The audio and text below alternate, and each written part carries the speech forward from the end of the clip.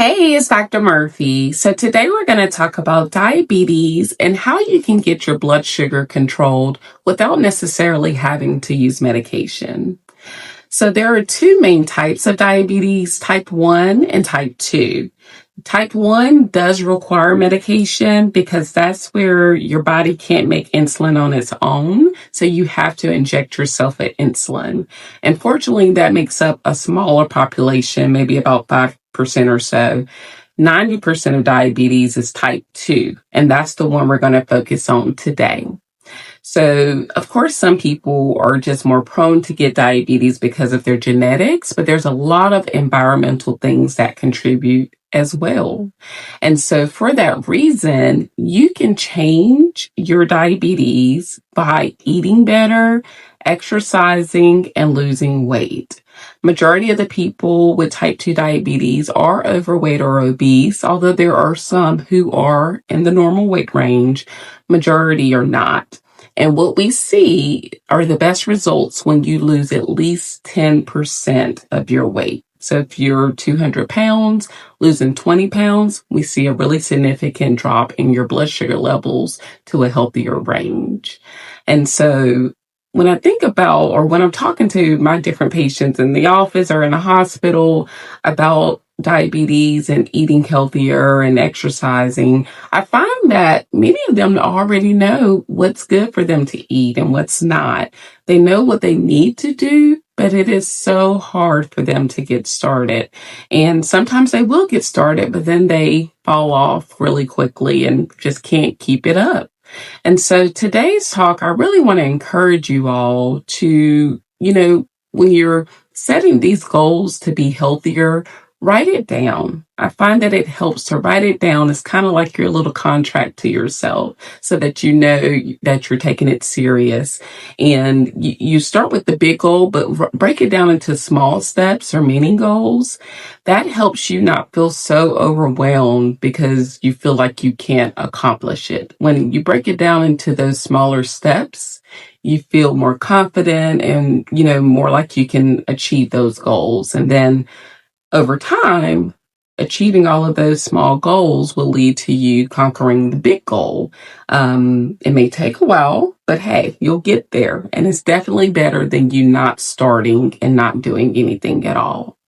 So for a patient with diabetes, let's say that you're someone who drinks 3 bottles of Pepsi a day, of the 16-ounce bottles of Pepsi.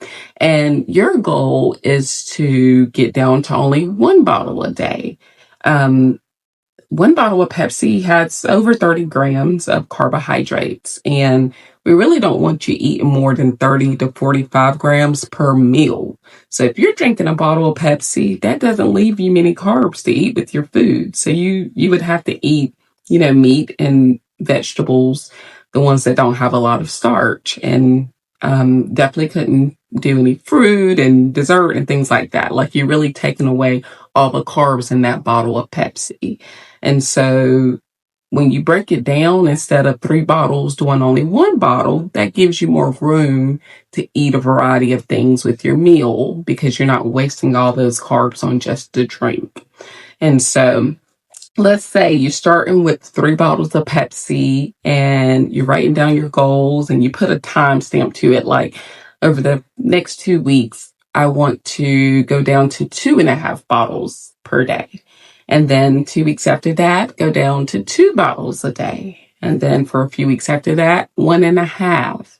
And then a few weeks after that, 1 bottle a day. And in the place of what you're not drinking, as the Pepsi, you could drink water and non-sugary beverages to help, fill that, because you definitely want to make sure you're staying well hydrated while eliminating those soft drinks.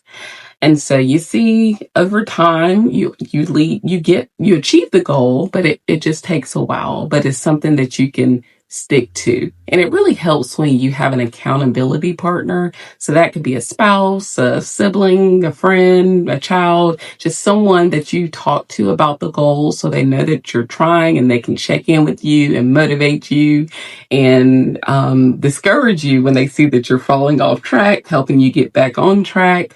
And it also helps if you have a nutritionist, someone you can talk to every couple weeks or so, and they can check in, give you ideas of things to change in case you, start running into some roadblocks and just don't know what to do next. And insurances, a lot of them have a dietitian or nutritionist that is included in the plan. So you could call and see if that's something you already paid for and just not using. So just think about that when you're really trying to make a change, breaking things down into smaller goals so that you can just get started. And as you see yourself achieve those, you become more confident and proud of yourself and keep it going until you reach your ultimate big goal.